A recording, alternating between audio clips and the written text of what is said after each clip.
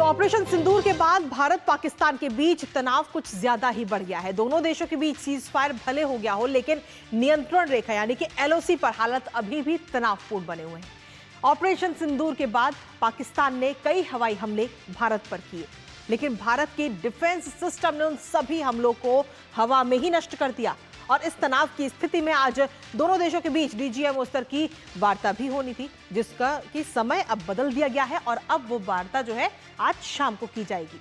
वहीं दूसरी तरफ प्रधानमंत्री आवास पर एक अहम बैठक हुई आज, जिसमें रक्षा मंत्री राजनाथ सिंह, एनएसए अजीत डोभाल के साथ साथ तीनों सेना के प्रमुख और साथ ही रॉ और आईबी चीफ भी इसमें मौजूद रहे। अब बॉर्डर पर मौजूदा हालातों की हम आज बात करेंगे, साथ ही अपने संवाददाता से भी लेटेस्ट अपडेट जानेंगे साथ ही और इसके अलावा। लेकिन सबसे पहले एक नजर डाल लेते हैं आज की हुई महत्वपूर्ण बैठक पर।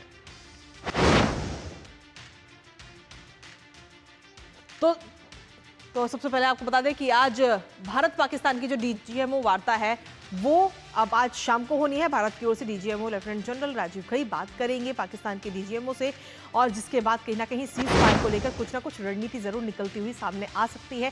सैन्य संचालन महानिदेशकों के बीच में फोन पर यह बातचीत होगी। हालांकि पहले बताया जा रहा था कि ये बातचीत दोपहर 12 बजे होनी थी, लेकिन अब इसको रिशेड्यूल यानी कि टाइमिंग में कुछ बदलाव किया गया और टाइमिंग में बदलाव करते हुए अब बताया जा रहा है कि ये वार्ता शाम में आज होगी। और इस वार्ता के बाद ही देखने को मिलेगा कि आखिर क्या कुछ निकलकर सामने आता है। जो सीज फायर अभी लगा हुआ है, क्या वो सीज फायर लागू रहेगा, किस तरीके की रणनीति आगे की तय होगी, इस पर नजर हमारी लगातार बनी हुई, क्योंकि इससे पहले 10 तारीख को दोनों के बीच में बातचीत हुई थी। लेकिन इसके साथ ही जहां एक तरफ डीजीएमओ स्तर की वार्ता है, वहीं दूसरी तरफ प्रधानमंत्री के आवास पर भी आज उच्च स्तरीय बैठक हुई है। उसकी तस्वीरें भी हम आपको दिखाएंगे। और प्रधानमंत्री के आवास पर जब ये उच्च स्तरीय बैठक हुई तो वहां पर इस बैठक की अध्यक्षता प्रधानमंत्री ने की, और इस बैठक में रक्षा मंत्री, विदेश मंत्री बैठक में शामिल हुए हैं, साथ ही बैठक में एनएसए और सीडीएस भी शामिल हुए हैं। इसके अलावा तीनों सेना के प्रमुख भी इस बैठक में मौजूद रहे, जिससे कहीं ना कहीं ये समझ सकते हैं हम कि ये जो बैठक हुई है प्रधानमंत्री के आवास पर, ये काफी महत्वपूर्ण बैठक रही है। अभी तक का जो भी लेटेस्ट है उसकी पूरी जानकारी प्रधानमंत्री नरेंद्र मोदी तक पहुंचाई गई है, क्योंकि प्रधानमंत्री ने इस बैठक की अध्यक्षता की।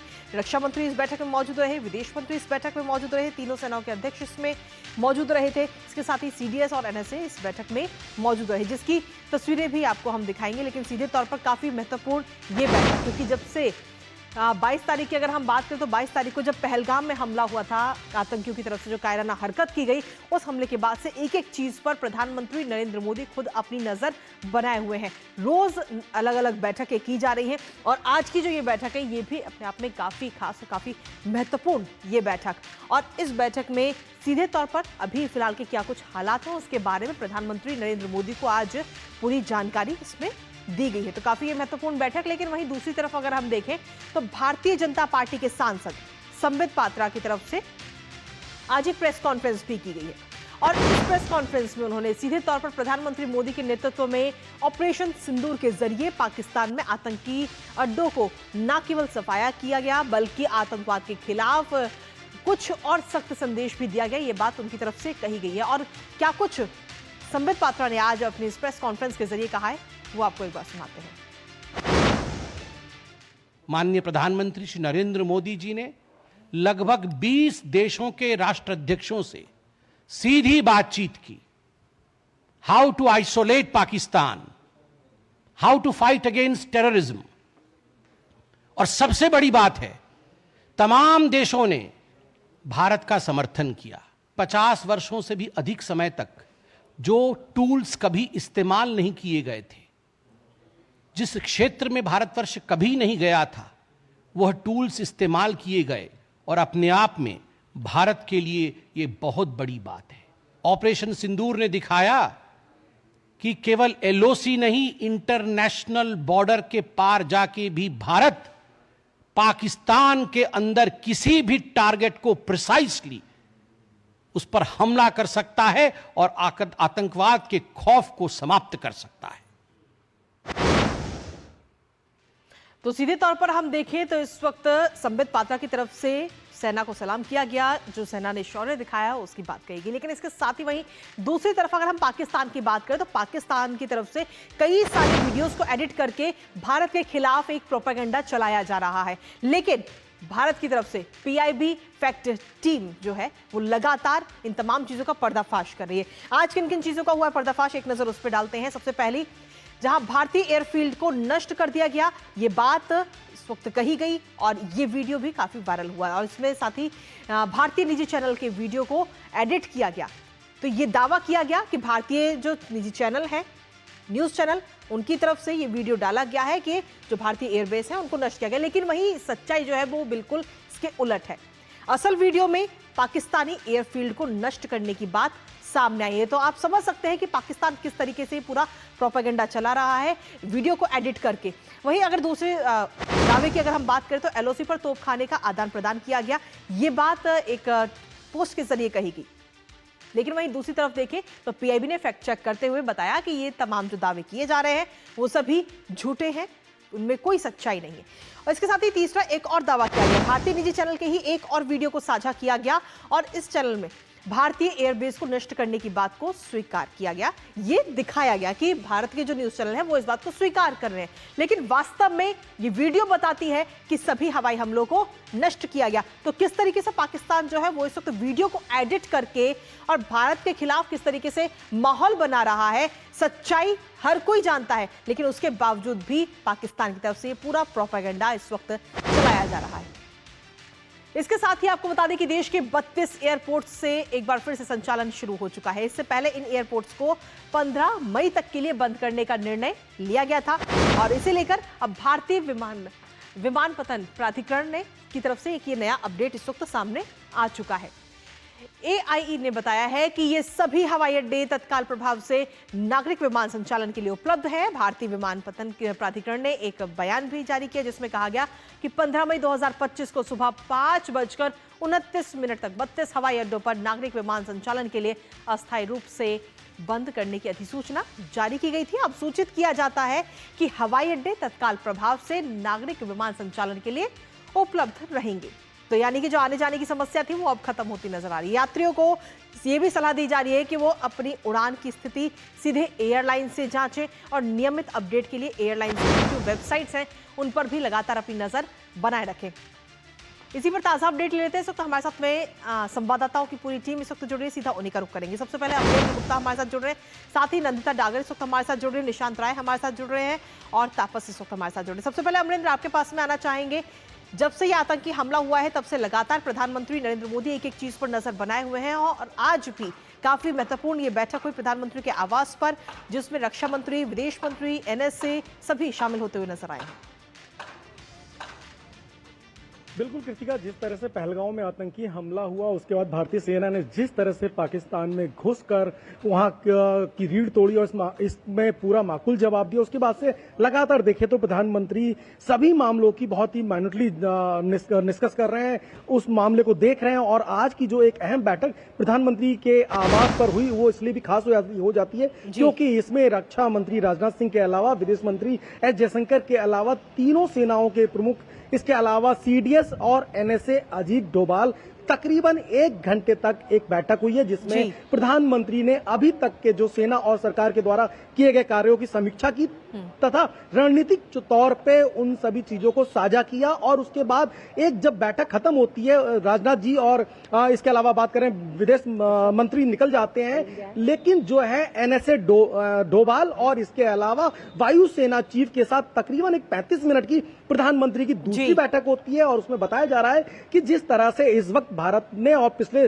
दिनों में अगर देखा होगा प्रधानमंत्री जी की तरफ से साफ तौर पर यह कहा गया है कि हम संयम बरतने को तैयार हैं, लेकिन अगर पड़ोसी की तरफ से एक भी गोली चलती है तो हम उसका जवाब गोले से देंगे। और भारतीय सेना को पूरी तरह से स्वतंत्र किया गया है और ऐसे में जो डीजीएमओ की लेवल की जो डिले हो गई है और उसके बाद जो डिफेंस की एक पीसी होने वाली थी उसमें चीजें निकल के आएंगी कि क्या है। लेकिन प्रधानमंत्री ने इस पूरे सिनेरियो में न सिर्फ मंथन किया है बल्कि समीक्षा की है, बल्कि किस तरह से भारत की रणनीति होगी इस पर भी चर्चा की गई। तो खासा अहम दिन और खासी इंपॉर्टेंट बैठक और सीधे तौर पर हम देखें तो ये निर्देश पहले ही दिए जा चुके हैं कि बॉर्डर पर अगर पाकिस्तान की तरफ से किसी भी प्रकार की कोई भी कायराना हरकत होती है तो भारतीय सेना उसका पूरी तरह से बखूबी जवाब दे, ये निर्देश पहले ही जा चुके हैं। वापस आएंगे आपके पास, लेकिन उससे पहले नंदिता इस वक्त हमारे साथ जुड़ी है। नंदिता, 12 बजे अहम बैठक होनी थी, अहम मीटिंग होनी थी, फोन लाइन पर ये वार्ता होनी थी डीजीएमओ दोनों देशों के बीच में, और लेकिन अभी फिलहाल ये जानकारी ये मिल रही है कि अब ये वार्ता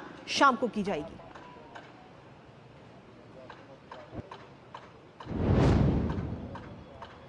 जी शुक्रिया कृतिका। इनफैक्ट ये 10 मई यानी शनिवार से ही तय था कि ये टेलीफोनिक वार्ता, जो कि हमारे director general military operations lieutenant general Rajeev Ghai और पाकिस्तान के उनके काउंटर पार्ट मेजर जनरल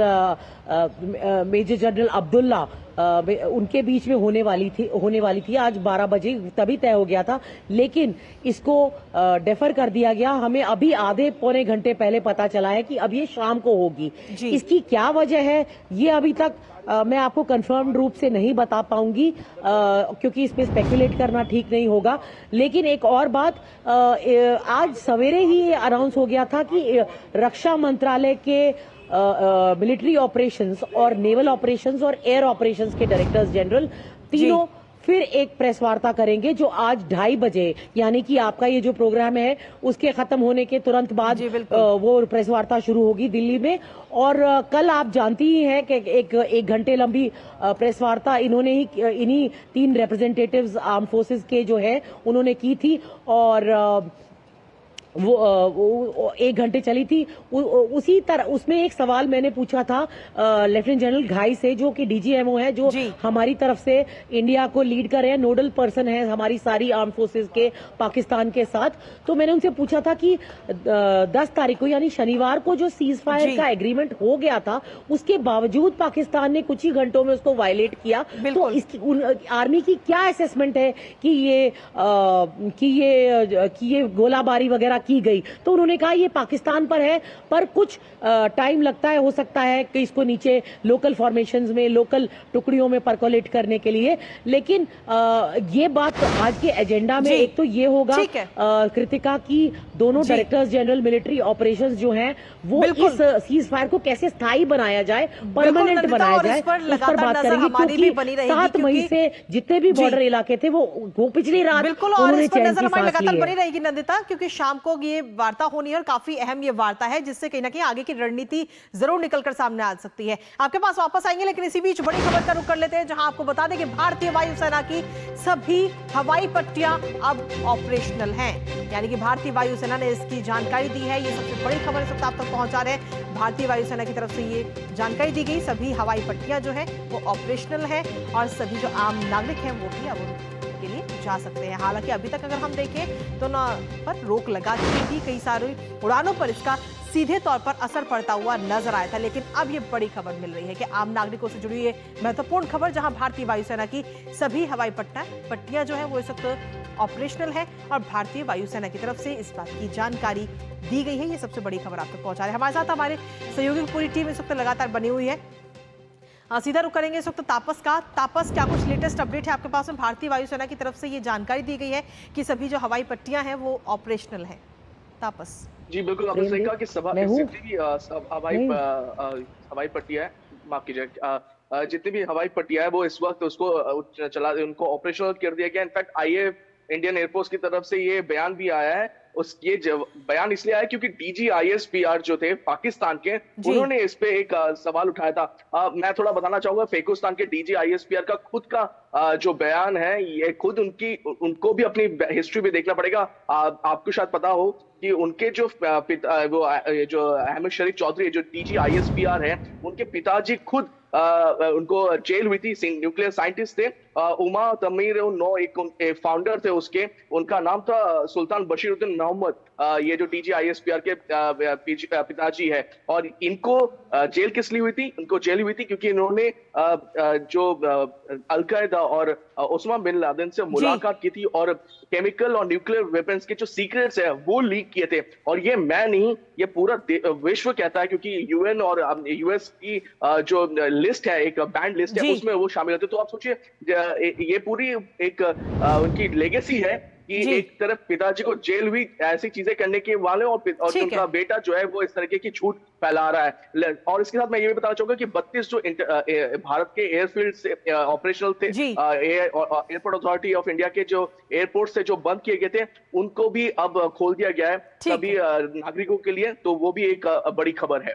ठीक है, हमारे साथ में इस वक्त निशांत भी बने हुए हैं। निशांत, बड़े संक्षेप में बताइएगा, संबित पात्रा की तरफ से आज प्रेस कॉन्फ्रेंस की गई जिसमें भारतीय सेना की तारीफ की गई और शौर्य को सलाम, और कई बातों का जिक्र इस दौरान संबित पात्रा ने कहा। उन्होंने कहा कि जो ऑपरेशन था ये एकदम सक्सेसफुल रहा है और जो इसके लक्ष्य थे वो लक्ष्य पाने में हम कामयाब रहे।